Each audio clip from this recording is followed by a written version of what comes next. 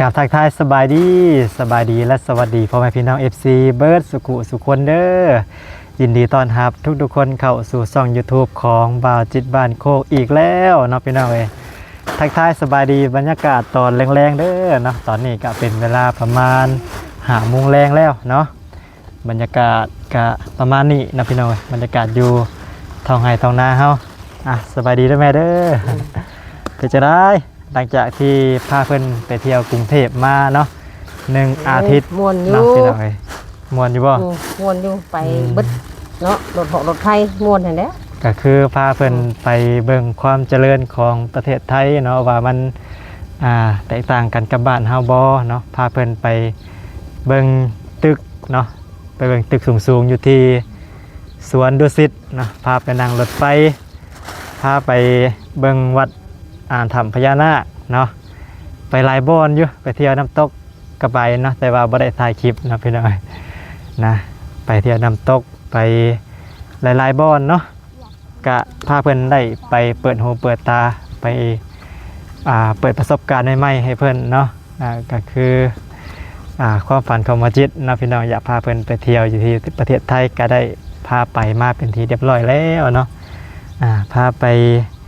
หาลูกหาหลานเพิ่นเนาะพาไปเบิ่งนะ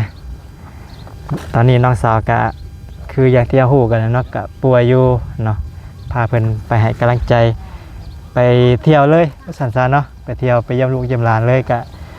ม่วนเนาะ ม่วนอยู่ ตอนนี้ก็กลับพาเพิ่นมาอยู่บ้านแล้วเนาะพามาอยู่บ้านก็2 มื้อแล้วแต่ว่าบัดนี้ก็ยังบ่ทันได้มีเวลาถ่ายคลิปเนาะมาก็เมื่อยก็พัก ก็บ่ได้ถ่ายคลิปอยากไปอีกบ่ฮะ ไปแล้วมันยากเลยเนาะบ่ได้ไปได้บัด ตอนนี้ก็ฮอดยามหายามหน้ามันก็ยากเวียกยากงานเนาะก็ถ้าเบิ่งโอกาสหน้าเนาะปีหน้าฟ้าใหม่พุ่นแหละถ้าว่ามีโอกาสถ้าว่ามีเงินมีคำก็อยากสิพาเพิ่นไปอีกอยู่ก็มื้อนี้เนาะก็สิมาซื้อเสื้อผ้าให้ทางแม่เพิ่นเนาะก็คือทางแม่บงกฎเนาะเพิ่นได้ฝากเงินมาให้บัจิตซื้อเสื้อผ้ามาให้แม่แน่เพิ่นว่าเนาะเพิ่นโอนเงินมาให้บัจิตเนาะจำนวนเงิน 1,000 บาทให้บัจิตซื้อเสื้อผ้าให้ทางแม่ซื้อให้ใหม่แน่เพราะว่าไปเที่ยวไทยก็เห็นเพิ่นใส่แต่โตวเก่าๆเนาะก็มี PPFC หลายคนบอกให้ซื้อเสื้อให้เพิ่นใหม่แน่แต่ว่าบัจิตก็ตอนอยู่ฝั่งไทยก็บ่มีเวลาได้ไปตลาดเลยเนาะก็คือบ่ได้ซื้อกลับมาอยู่พี่ก็เลยแบบว่าซื้อให้ทางแม่เพิ่นเนาะสิได้มีเสื้อผ้าใหม่ๆใส่ถ้าว่าให้เงินเพิ่นไปนี่ก็เพิ่นบ่ซื้อเนาะเพิ่นบ่ซื้อเพิ่นนั่นแหละเสียดายเงินด้วยแม่ สิได้เงินเพิ่นบ่มี ก็คือเสื้อผ้านี่ก็คือบ่ค่อยได้ซื้อเนาะมื้อนี้บัจิตก็เลยไปซื้อมาให้เนาะบ่ฮู้ว่าสิใส่ได้บ่หรือบ่ว่าสิหรือว่าสิถูกใจบ่เนาะมาเบิ่งนํกันเด้อเนาะว่าสิพาเพิ่นไปเลือกก็ค่าเวียกค่างานเนาะค่าเพิ่นก็อยู่ตรงไห้ตรงหน้านี่แหละก็เลยไปซื้อมาให้เพิ่นเลยเนาะมาเบิ่งกันว่าสิถูกใจบ่เนาะนี่เบิ่งแม่ งามเลยเนาะ หายเมื่อยแล้วบ่ หายเมื่อยเลยงาม ไปเที่ยวกรุงเทพมาเลาะจนเมื่อย งามอยู่นี่ก็งาม อันนี้ก็คือบัจิตเลือกเองเด้อน้องพี่น้องเอ้ยเลือกเองกับมือเนาะก็คือเพิ่นมักใส่แบบซี่แหละนี่ งาม ในได้เสื้อมักกะแล้งบ่เนาะ งามเลยเนาะ ใส่แล้วมันเย็นสบายเนาะนี่ มันยินเนาะ สีนี่ก็งามมีพร้อมส่งน้ำนี่เนาะนี่ งามสีก็งาม เบิ่งก่อนตัวนี้เบิ่งทีละตัวคักอยู่บ่ คักอยู่ นี่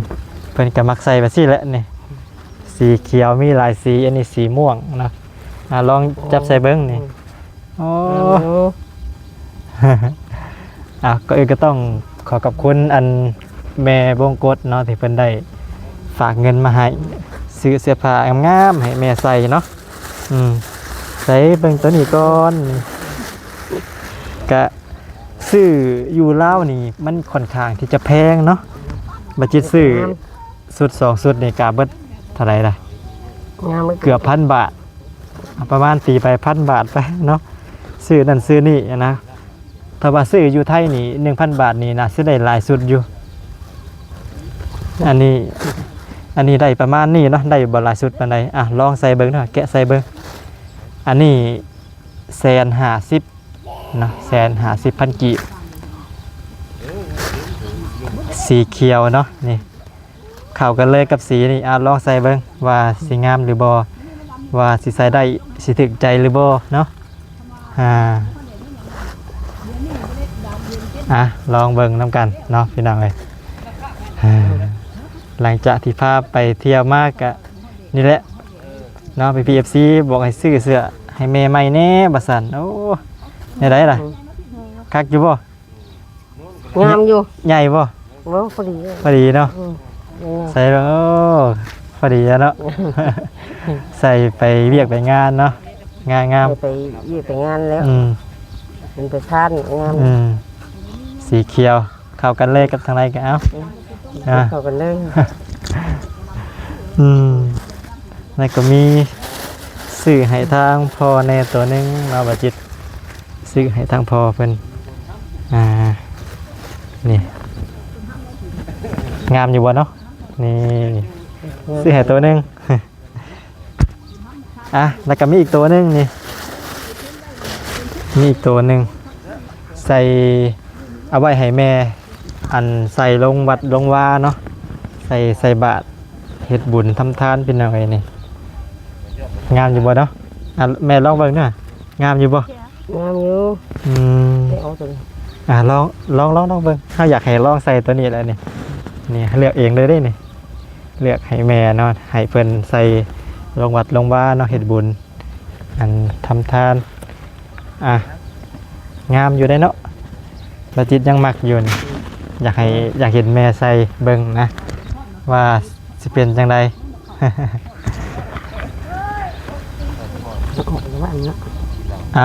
ใส่ลองเบิ่งเนาะเจียนี่ลองให้แม่ใส่เบิ่งเนาะใส่ลงวัดลงวาสิใส่ได้หรือบ่นี่น้อยพอดบ่โอ้พอดีเนาะคนกับกระตัวน้อยๆลองอันนี้อันใส่ติงเบิ่งสิงามหรือบ่เนาะอันนี้ก็ถือว่าแพงเนาะพี่น้องเอ้ยซื้อของอยู่แล้วนี่เงินอัน4-500นี่ได้ 2-3 อย่างเบิดเนาะแม่เนาะเพราะว่าค่ากองสีบอยู่บ้านอยู่แล้วนี่ค่อนข้างที่จะแพงเนาะพี่น้องเอ้ยสิได้อยู่ได้กินเล็กน้อยก็เบิดไปหลายเนาะนี่งามอยู่ใส่นี่โอ้ คักอยู่เนาะมักอยู่บ่มักอยู่ถ้าบ่มักเฮาสิเอาคืน งามอยู่เนาะใส่ลงวัดเนาะงามอยู่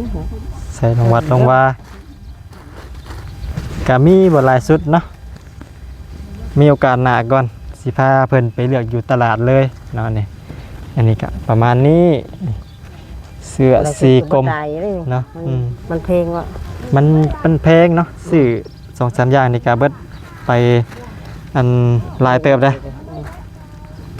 สีกลมมาพร้อมสุดเลยตัวนี้อันนี้ก็110,000 กีบเงิน 1,000 บาทตอนนี้ได้ประมาณ680,000เนาะอันนี้ก็เบิดไปเท่าไรได้นี่เนาะ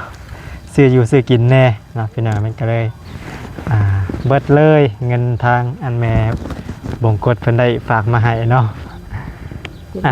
ประมาณนี้ข้าวของมันก็แพงทางแม่เพิ่นก็บ่ว่างเนาะมื้อนี้บ่สิชวนเพิ่นไปซื้อไปเลือกซื้ออยู่ตลาด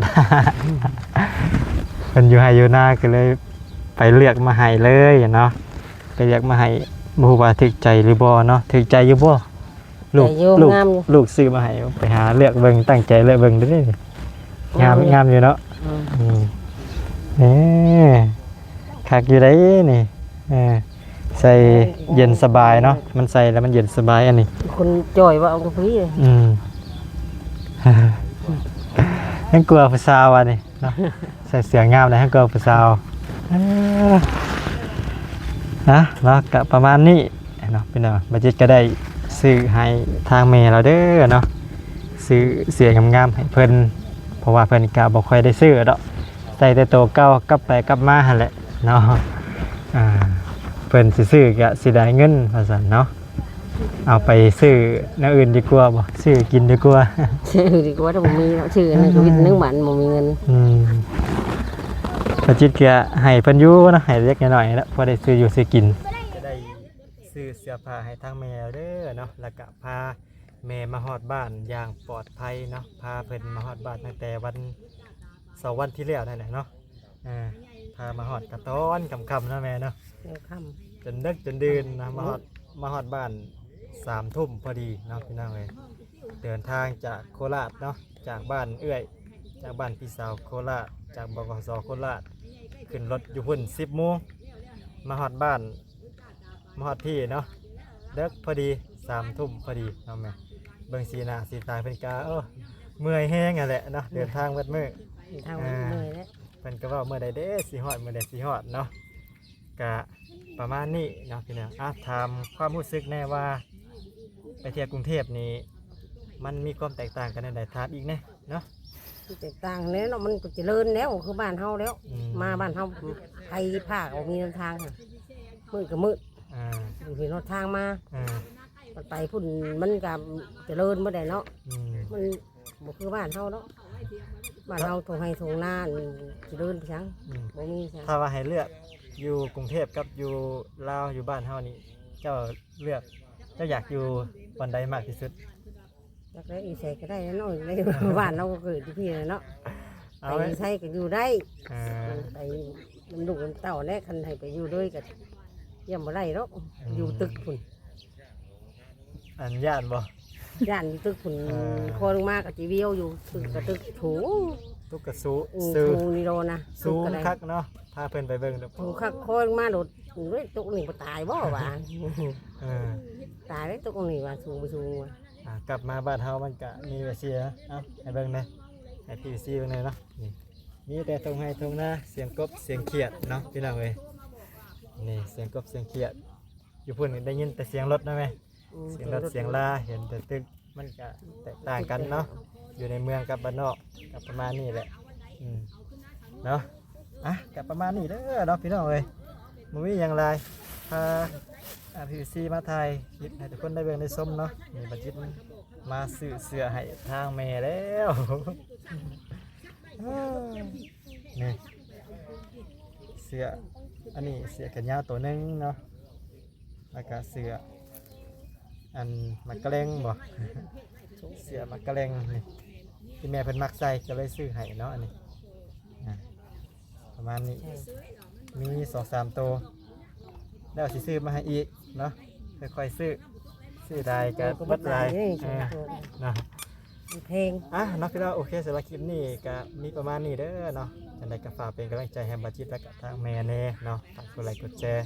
กดติดตามเนาะและที่สำคัญก็ฝากเบิ่งโฆษณาให้บัดจิตนะเด้อเนาะแล้วก็ก็ขอบคุณแม่ผมกดหลายๆเนาะที่เพิ่นได้ฝากเงินมาให้ ฝากเงินมาให้พื้นแล้วซื้อเสื้อซื้อเพลเนาะดีใจและดีใจที่สุดเลย เออ ให้อันให้มีเลยกดได้จักก็เบาจักก็เบากันเนาะมีแต่ใบลูกมือเพิ่นที่ได้ ขอบคุณเพิ่นนี่แหละ ข เนาะ อบคุณหลาย โอเคเนาะพี่น้องสำหรับคลิปนี้ก็สิได้ขอตัวลาไปก่อนเด้อครับพี่น้องไปคำว่าสบายดีบ๊ายบาย ๆสบายดี บ๊ายบายกล้องได้ไหม สบาย